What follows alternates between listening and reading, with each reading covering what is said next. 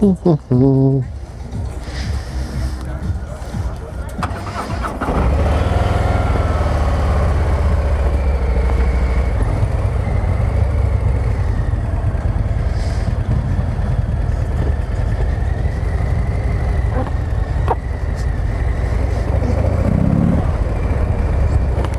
da hinten ist wieder alles zu. Oder wo will er mich jetzt hier lang führen? Wo soll ich denn jetzt lang fahren?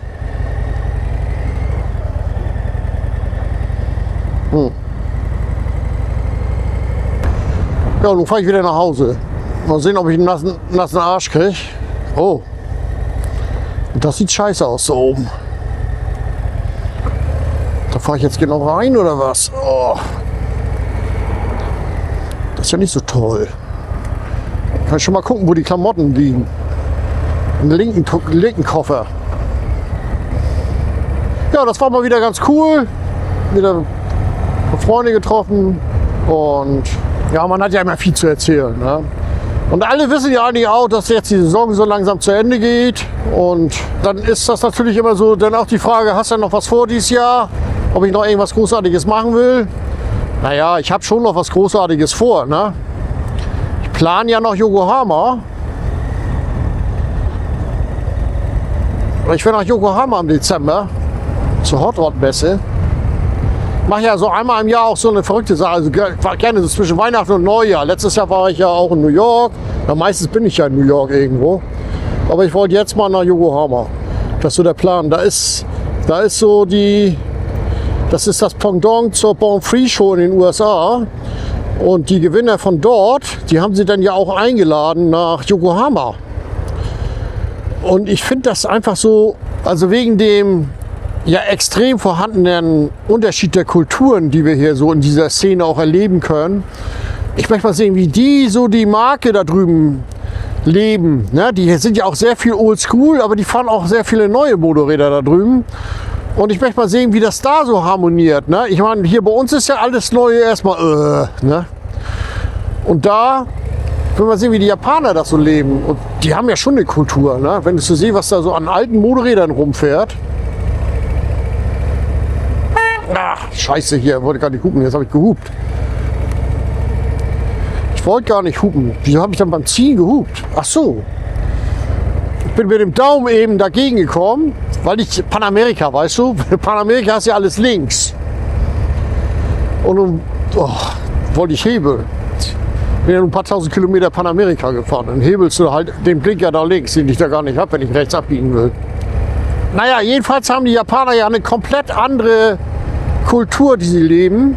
Also auch sowieso, weil sie auch sowieso ganz anders drauf sind als wir. Aber ich finde das hochinteressant. Also ich finde das hochinteressant, mal zu erleben. Ich war noch nie da drüben irgendwo, also Asien sowieso gar nichts. Und Japan ist ja dann auch noch mal wieder was Spezielles. Das interessiert mich unheimlich. Vor allem auch die geilen Bikes, die alten, die neuen Hot Rods. Und da muss das einiges zu sehen geben. Ich habe von einer Freundin von mir, also die Anna Gala, das ist ja eine Fotografin, die war schon öfter da. Von der habe ich ein paar Fotos bekommen. Ja, das ist schon cool. Das ist schon sehr, sehr cool, was man da zu sehen bekommt. Und da werde ich dann auch mal hin müssen. Das ist jetzt der Plan.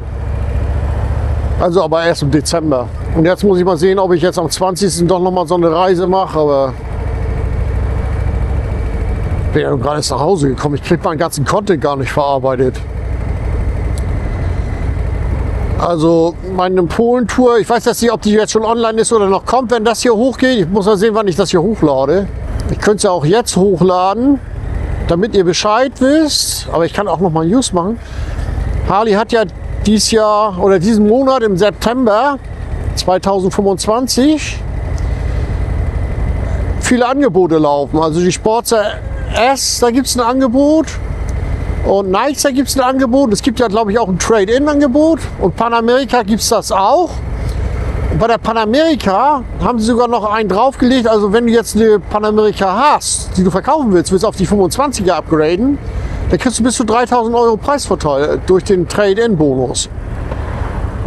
Also die zahlen ja noch einfach mal mehr für den bei der Entzahlungnahme. Das ist schon eine gute Sache. Und wenn das aber alles nicht auf dich zutrifft und du ein ganz anderes Motorrad haben willst, dann haben sie jetzt so einen 1500 € Gutschein mit Accessoires, Parts und Motor Closes. Also du kriegst von Harley direkt einen Gutschein. Deswegen, das muss man dann, wenn man sowas kauft beim Harley-Händler, mitunter auch noch mal erwähnen. Weil das mitunter, manche Verkäufer vergessen das oder weiß ja gar nicht was, weil das jetzt auch direkt von Harley kommt und das sind ja so Specials. Wenn du denn nichts sagst und bist da im Verkaufsgespräch, dann kann man sowas auch mal unter den Tisch fallen. Also nicht bewusst, ist ganz klar. Aber da denkt man erstmal gar nicht drüber nach vielleicht. Und das Gute ist doch, wenn du sowas dann im Hinterkopf hast, dann weißt du, ey, sag mal, da war doch ein Gutschein im September. Wo ist der denn? Und ich finde 1500 €, die nehmen wir doch mal mit, oder? Und ja, denkt man, das kann man machen. Ja, denn im Frühjahr nachher, ob sie da wieder was machen, das sehe ich. Viele Modelle ändert sich ja jetzt auch erstmal nichts. Jetzt auch wenn man jetzt eine andere haben will. Ich glaube, das kommen eher nur neuere Modelle dazu. Ich glaube, so Upgrades oder Veränderungen weiß ich jetzt gar nicht so genau. Panamerika müsste es auch mal was geben.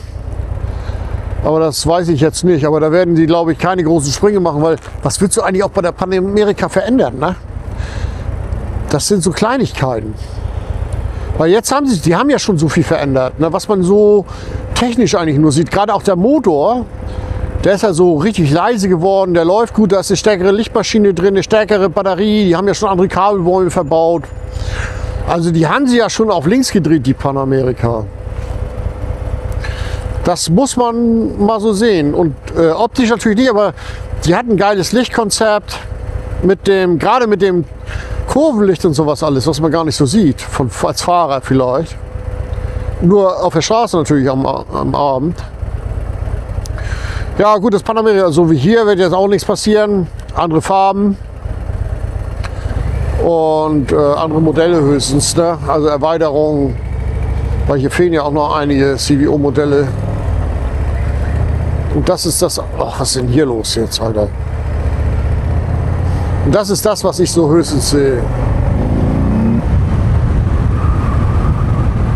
Ja. So, und mehr, also ich wüsste jetzt nicht, warum man jetzt nicht zuschlagen sollte, wenn man 1500 €. Naja, es sind ja 1500 €, die gibt es ja nur aus, wenn du auch noch irgendwas brauchst. Das ist die andere Seite, wenn du so einen Gutschein hast. Interessant ist tatsächlich zu sagen, Mensch, ich will eine neue Panamerika haben. Ne? Neuer Motor, also nicht neuer Motor ist ja, aber halt mit den Veränderungen, Batterie und dies und das alles.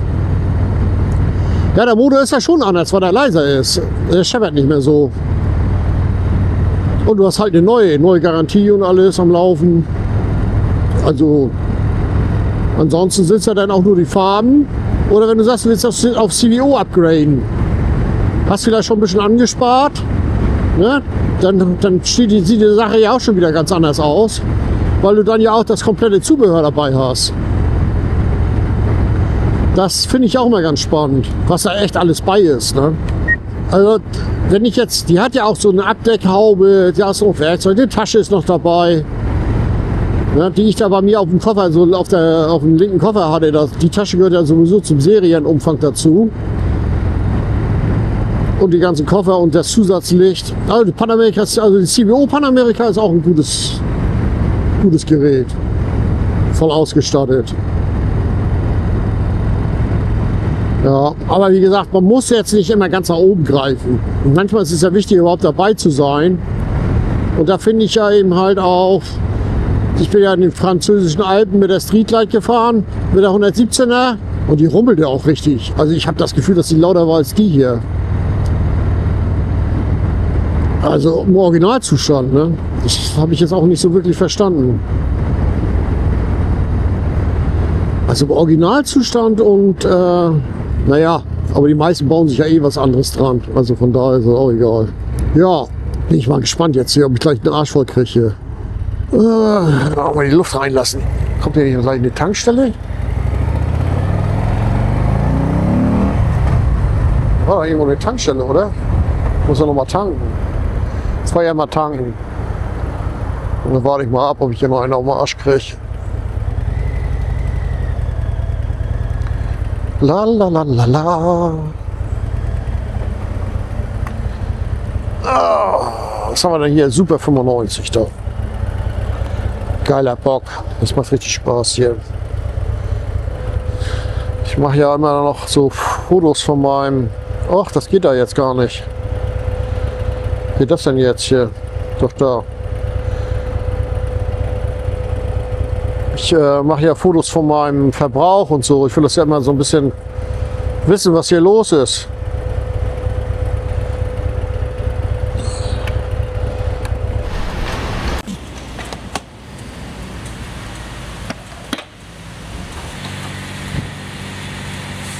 Was ist los hier? Das ist schon ganz geil. Tankgröße, Reichweite, ist genau perfekt. Mehr fährst dann sowieso nicht. Du kannst ja bis zu 400-500 Kilometer fahren, wenn du so 80 oder 100 fährst.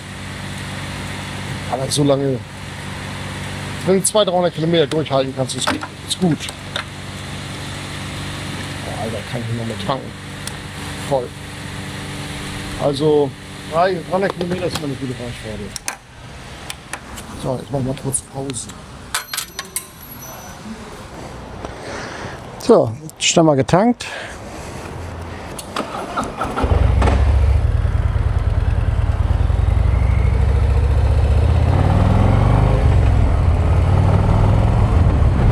Ist der Regen wieder weg. Da bin ich ja mal gespannt. Ob ich da echt so durchgefahren komme oder was? Kann ich mir gar nicht vorstellen. Das wäre der Hammer, wenn hier lauter Regenwolken sind und ich kriege nichts ab. Ich habe hier so eine Wetter-App drin. Direkt von, wenn ich jetzt WLAN verbinde mit dem Handy, müsste das eigentlich gehen. Aber ich sehe das Speck, wenn ich auf die Autobahn gehe, dann habe ich doch gleich Regen oder was. Wäre von der Sache egal, ich fahre jetzt nach Hause. Alles scheißegal. Ja. So, Open House ging jetzt so, ist natürlich immer so eine Wettersache, ne? Ja, wie gesagt, Wetter war jetzt war gut besucht, aber jetzt nicht so, dass ich sage, oh, war voll. Das hast schon gemerkt, dass da die Leute wieder auf die Wetter-App geguckt haben. Die haben nur Wolken, Regen wahrscheinlich kalt gesehen und dann fahren die gar nicht erst los. Aber das ist dann halt so, aber dann leiden natürlich auch solche Veranstaltungen immer drunter, ne? Der Typ mit seiner Wurst, ich meine, die Wurst war jetzt klein und zart, weil er irgend so eine Apfelwurst da, Apfelschweinwurst, die dann aber hochqualitativ war. Also, das hat er mir extra noch gesagt. Aber war halt auch nicht viel, ne? Ich hätte schon gerne eine richtige Wurst gehabt. Das war jetzt so eine Delikatesswurst. So einmal einatmen, war sie weg. Das war jetzt nicht der Plan. Also ich musste dann noch an die Kuchentheke. Weil um mir jetzt lauter Würste reinzuhauen, dafür war mir das dann auch, sag ich mal, bin ja nicht geizig, aber Delikatessen isst man dann ja auch, genießt man dann ja auch. Und das konnte man auch tatsächlich. Auch das Brot dazu mega geil gemacht. Also Qualität war da. Aber davon isst du jetzt auch nichts, um satt zu werden. Und da musst du halt noch so ein Stück Kuchen herhalten. Ne? Und das hat dann auch. Und dann funktionierte das schön mit dem Kaffee dazu und dann war ich auch satt. Also das geht schon alles. Ne? Und halt mal was Besonderes gehabt. War auch mal ganz schön. Ich weiß gar nicht, ich habe mir das genau erklärt, warum jetzt was da mit den Schweinen ist. Also ich esse sowieso sehr wenig Fleisch, muss ich sagen. Also Aufschnitt oder so gehe ich immer dran vorbei. Ich habe immer Käse, Marmeladen und alles Mögliche, vielleicht mal Fisch und so, aber dass ich jetzt hier der große Wurstesser bin, das ist gar nicht so der Fall. So, guck mal hier überall die Wolken, ne? Aber es läuft. Ich denke mal hier, die Straße ist nass. Da vor mir ist irgendwie so eine Unwetterwolke. Ah, hier hat es auch geregnet. Ach, egal, ich fahre jetzt mal entspannt weiter. Wenn der Regen kommt, dann gehe ich in die Regenklamotte rein und dann mache ich einen Regenrot an und dann geht's weiter. Und da kann es ja richtig Schnur geben hier im Regenbogen. Soll man natürlich auch nicht. Die Physik kannst du auch nicht überlisten. Aber das funktioniert schon sehr geil. Ich glaube 17 Grad oder so haben wir. Kalt ist es jetzt auch nicht. Was sagt er denn da? Gucken wir mal. 18. Siehst du? 18 Grad. Das ist genau da, wo ich lang will dahin. Und wenn ich jetzt einen Bogen fahre über Lübeck, dann fahre ich da genau rein. Oder ich fahre hinterher. Ich werde einfach ganz entspannt hinterherfahren. Das hört sich doch nach einem Plan an, oder? Also fahren wir erstmal ein paar Meter, bis ich von der Autobahn runter bin. Scheiße. Das ist voll erwischt.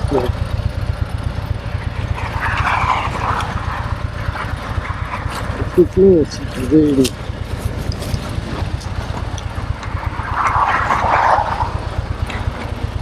Das kriegen wir hin. Ah. Kurz mal anhalten hier. Keine Stadt. Keine Abfahrt mit. Ja, einmal noch, komm. Ich hab ja alles mit. Oh. Oh, Scheiße. So, ich fahr da voll rein. Jetzt eigentlich auch die Handschuhe austauschen. Weil das sind nur... Was denn? Wo habe ich die denn eigentlich?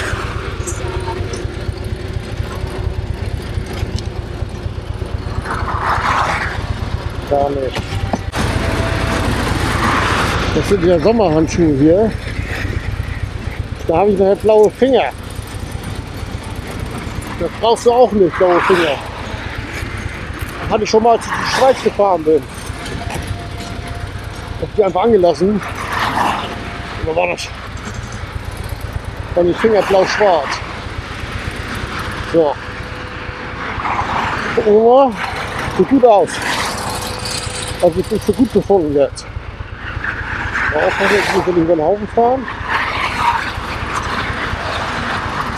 So. Das Regenmodus drin. Und jetzt könnt ihr mal gucken, wie das Ding abgeht hier. Ich muss jetzt ja auch wieder in die Spur rein.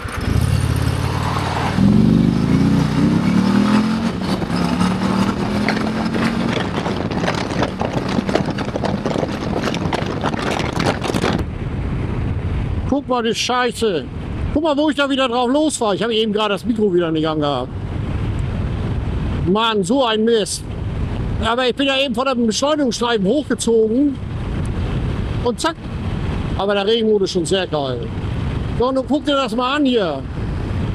Das habe ich jetzt überhaupt nicht erwartet, dass ich hier mitten in so ein Unwetter reinfahre. Und jetzt ist ja auf einmal gar nichts mehr. Guck dir das mal an da hinten. So ungefähr die Richtung, wo ich hinfahre.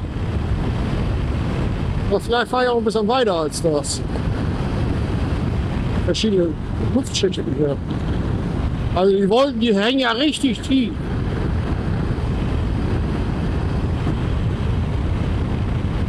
Ja, aber hier ist jetzt trocken. Naja, gewesen. Jetzt geht's wieder los. Ich sag ja, so wenn man jetzt in den Regen reinfährt, da muss sich auch der Reifen erstmal reinwaschen. Das merkst du schon, dass der auch so ein paar Minuten braucht. Und es ist ja auch so arg verplanend, die Straßen. Wenn du jetzt schon eine halbe Stunde im Regen fährst, alles kein Ding, dann hast du ein ganz anderes Fahren als so die ersten Minuten. Das ist schon so, ne? Aber jetzt geht's wieder los, volles Rohr, oha. Aber ich bin ja gut angezogen. Und ich habe ja, wie gesagt, ich habe ja hier jetzt meine pflasterdichten Stoßhandschuhe an, die ja von so, ich glaube, 7 bis 21 Grad locker zu gebrauchen sind. Und was ich ja oft mache, wenn es jetzt auch kälter wird, dann habe ich ja noch so diese Vanucci, diese Innenhandschuhe dran. Alter, kommt ja da was. Ah, Krampf. Ah, so. Oh ne, Alter, hab ich einen Krampf. Oh. Ich bin ja gestern so mit dem Fahrrad gefahren. Naja, ich habe ja auf jeden Fall... Oh, Alter. Oh. Diese Stiefel, die ich da anhabe, das sind ja die alten Rocker noch. Die gibt es gar nicht mehr zu kaufen.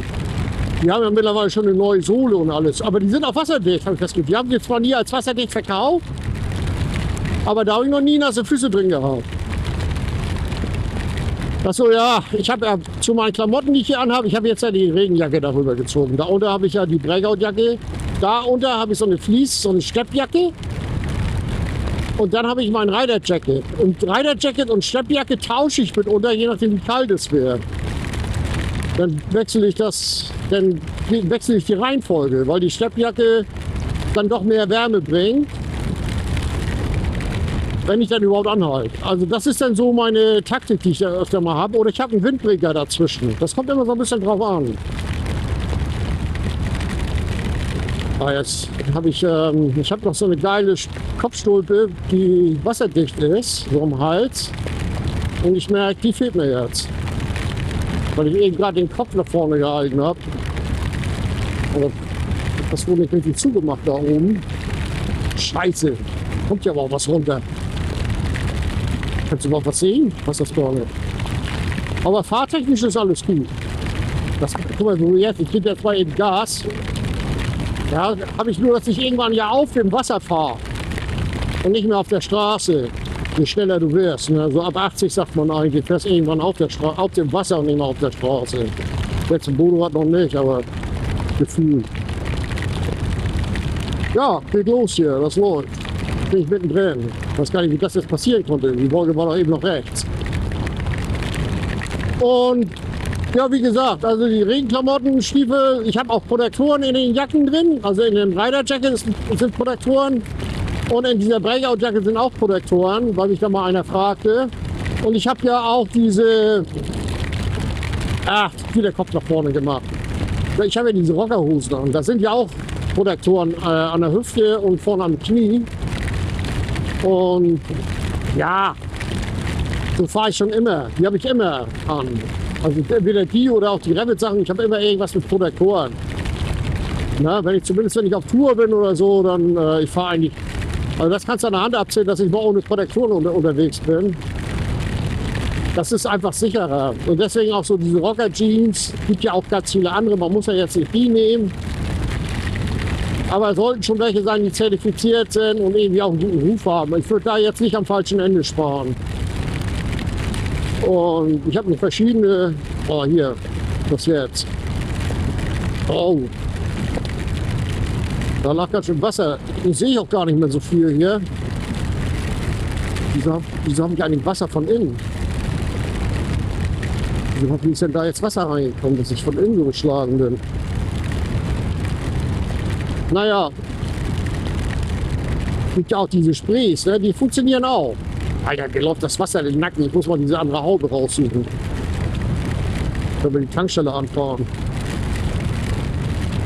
Müssen wir nochmal neu anziehen hier. Das stürmt ja doch zu doll. Das läuft mir alles in die Klamotten rein. Ich habe das ja nicht so weit, aber 60 Kilometer sind es ja auch noch. Und das zieht mir jetzt schon am Nacken. Außerdem mal das Visier sauber machen. Guck mal, hier liegt ganz schön Wasser auf der Straße, Alter. Alter, yo. Aber sie zieht durch. Aber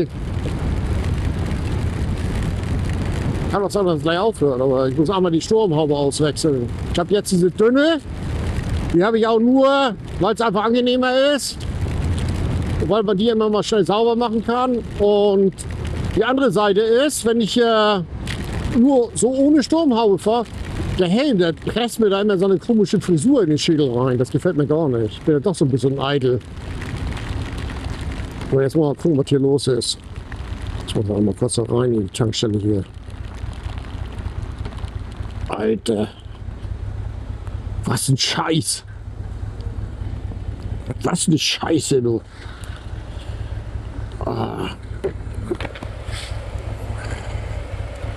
Also irgendwo läuft mir da Wasser. Ich muss vielleicht noch mal gucken.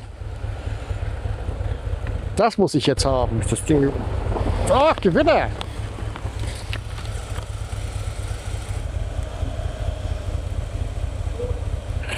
So. Das sieht doch jetzt schon gut aus.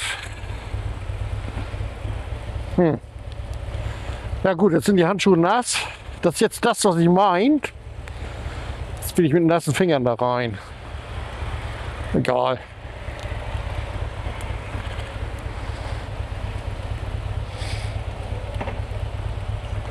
Jetzt machen wir noch mal ein bisschen beschleunigen.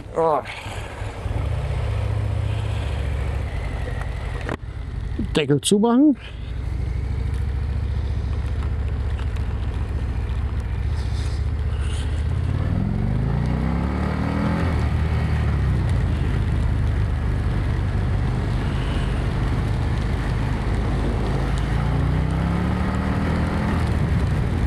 Also Beschleunigungsspur, da bin ich dabei.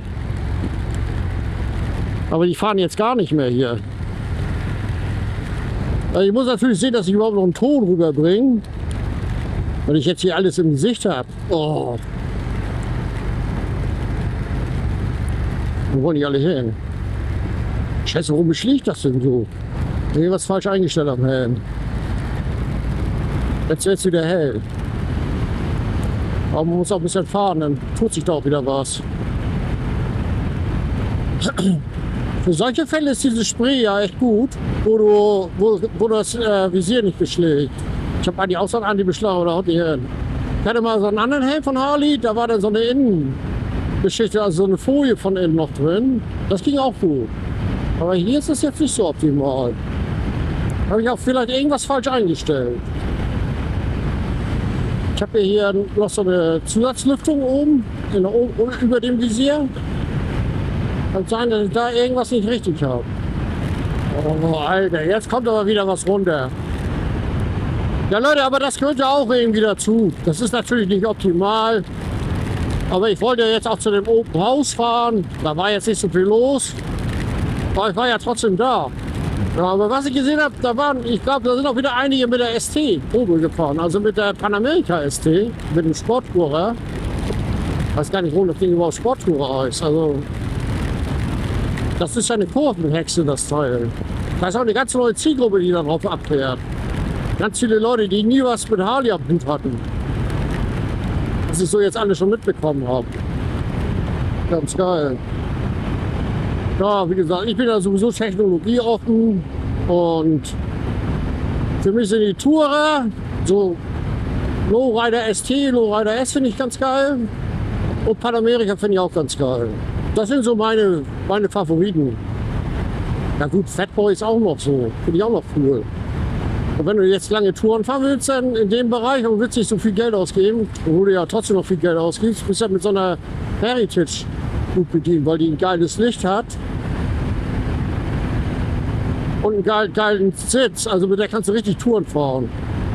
So, wenn wir jetzt von den neuen reden, ne? Aber auch die 107er, die älteren, da findest du auch immer noch was.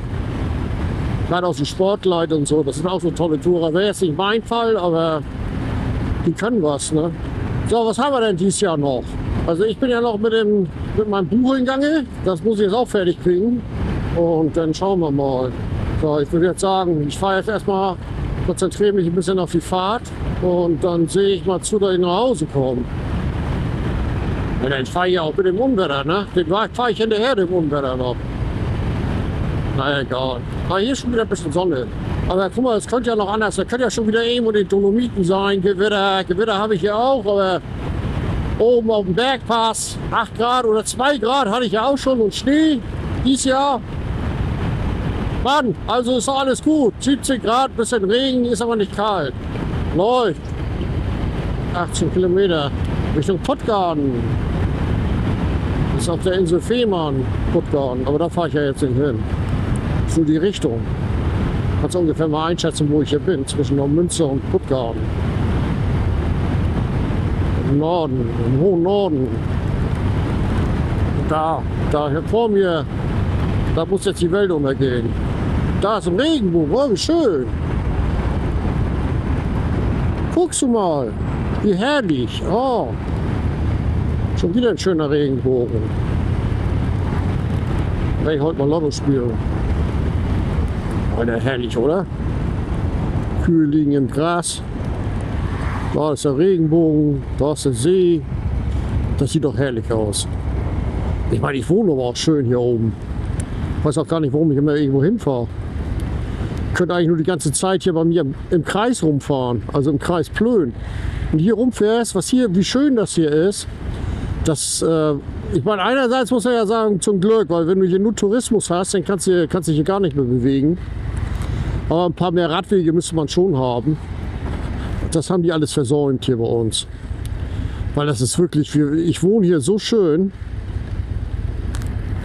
Aber manche Sachen, Alter, jetzt rollen wir hier mit, hier ist 30, was der Scheiß soll, anstatt sie hier eine Umgehung bauen. Ne?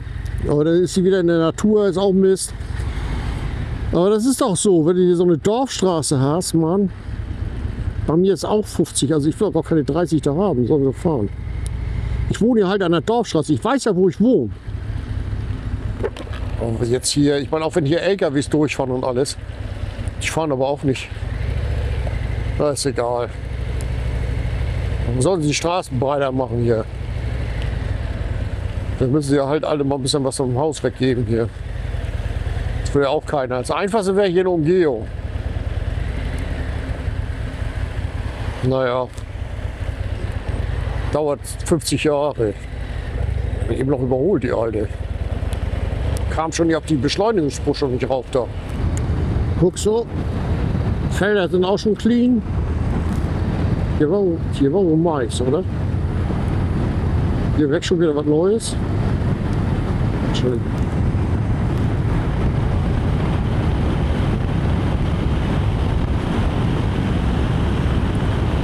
Ja.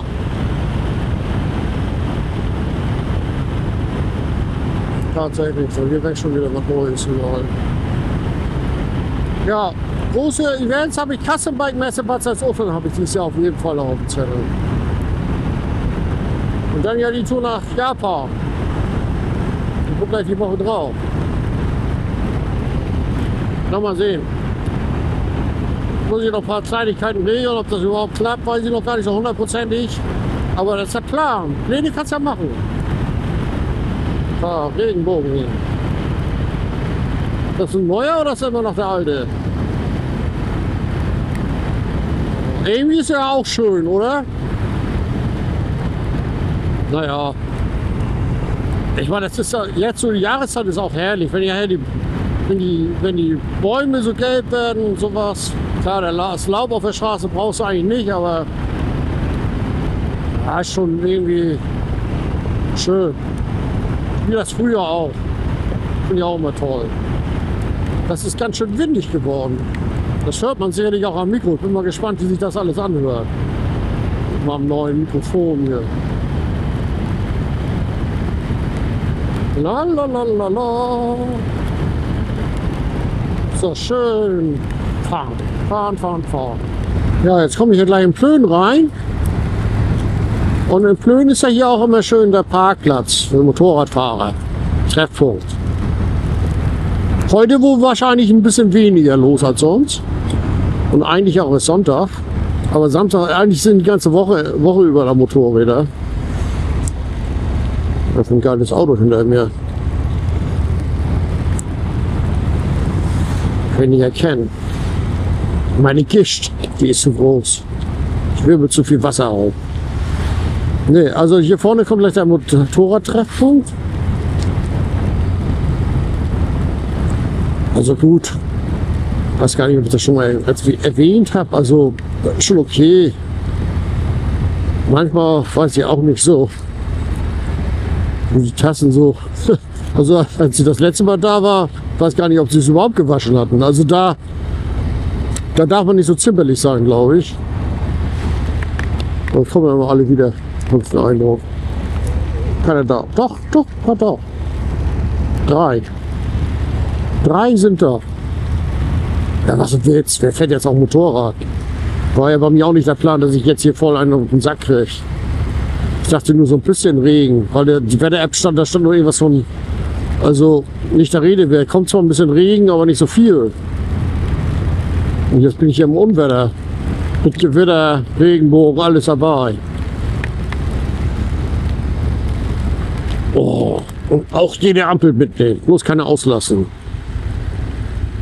Na komm, fahr.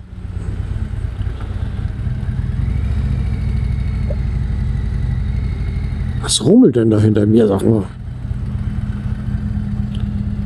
Ein Ferrari. Oh, Alter. Ein fetter Ferrari, der da so rummelt. Schwarz. Gibt ja Leute, die würden sagen, es ist eine Fehlfarbe. Auch das gibt's. Aber vielleicht lieber eine Fehlfarbe als gar kein Ferrari. Alter, der rührt aber doch. Ich will nicht wissen, was da los ist, wenn der richtig Motor hat. Das muss doch schon was Größeres sein. Also, bin ja gar nicht so. Also, der hört sich schon gut an. Also, wenn der schon so im Standgaster rumrummelt, doch, Alter.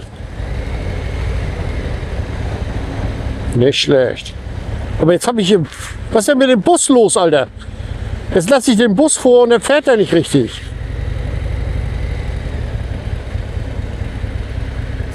Das geht ja gar nicht. Na, nun ist die Ampel rot, aber gleich hatten Leute noch eine zweite Chance. Hör mir Ferrari an, Alter. Ratzeburg.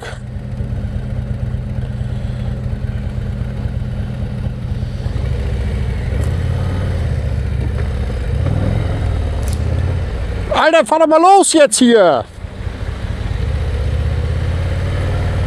Kann doch nicht angehen!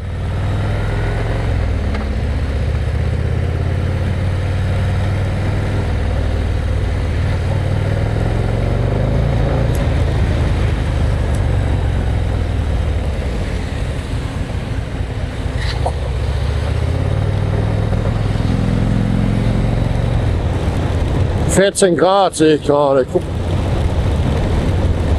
14 Grad. Das war eben nicht mehr jugendfrei. Deswegen muss ich abschalten. Ich bin so aufgeregt eben gerade. Alter. Habe ich irgendwas gemacht eben? Ja. Gleich den Motorsensor, irgendwas habe ich hier verkehrt gemacht. Ist so aufgeregt und Gas gegeben. Und dann hat er sich wohl verschluckt. Also irgendwas habe ich hier eben falsch gemacht. Ja, funktioniert aber alles noch. Aber so ein Idiot. Da weißt du, so ein Typ, lässt du den vorne, fährt er mit seiner Kutsche nicht. Mann, das kann ich ja gar nicht ab, weißt du, muss ja nicht verrückt fahren, aber der fuhr ja gar nicht. Wahnsinn. Boah, was ist hier für ein Regen? Wir sehen, ob die Motorleuchte gleich wieder ausgeht hier. Ich weiß gar nicht, was ich da gemacht habe. Zuckelte auf einmal und dann, ja, war ging es wieder, weil ich da am Ausflippen war, ne? Wollte ich dann losfahren und dann habe ich irgendeinen Scheiß gemacht. Aber hatte jetzt keine Beeinträchtigung. Das weiß das auch nicht, was ich da gemacht habe. Habe ich noch nie gehabt. Also am besten nicht ausflippen. Oder keine Leute reinlassen. Fertig ist das. Mann! Alter, guck mal auf meinen See da hinten. Wo will er da jetzt hin hier? Was? Ja, warum hoffen, dass da nichts rauskommt? Hier ist ja überall wild. Na, bei dem Regen irgendwo im Wald Sachen. Also hier ist schon extrem viel wild. Das kannst du auch nicht gebrauchen, wenn die hier von links nach rechts laufen. Aber da ist der Bauer gegangen, werden die weg sagen. Ich sage erstmal vielen Dank, dass ihr dabei wart, wenn ihr dabei gewesen seid. Ansonsten lasst mal einen Daumen hoch da, Like, Abo, wenn das hier alles schon vorhanden ist. Und ja, lasst euch überraschen. Wie gesagt, ich denke mal, ich lade das hier vor, oder weiß ich jetzt nicht so. Bevor die ganzen Polenteile kommen. Oh, Alter. Oh, Wattenwetter. 14 Grad, das ist gar nicht gebackt, das wird immer kälter. Ja, aber wie gesagt, die Saison geht ja langsam zu Ende, aber ich fahre immer noch ein bisschen. Vielleicht fahre ich auch noch mal eine ganze Runde. Weiß ich alles noch nicht. Warten wir mal ab. Alter, jetzt geht's aber noch mal richtig los hier. Scheiße. Oh, guck dir das an. Was habe ich denn gemacht, dass ich das verdient wurde? Ja, bin ich froh, dass ich jetzt gleich zu Hause bin. Oh. Der Modder hier überall.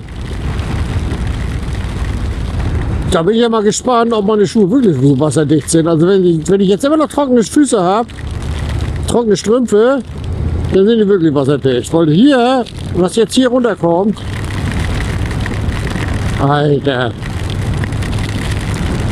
Naja, ich wünsche euch noch eine schöne Woche. Und so weiter. Oh Mann, Alter, wie geil. Ciao.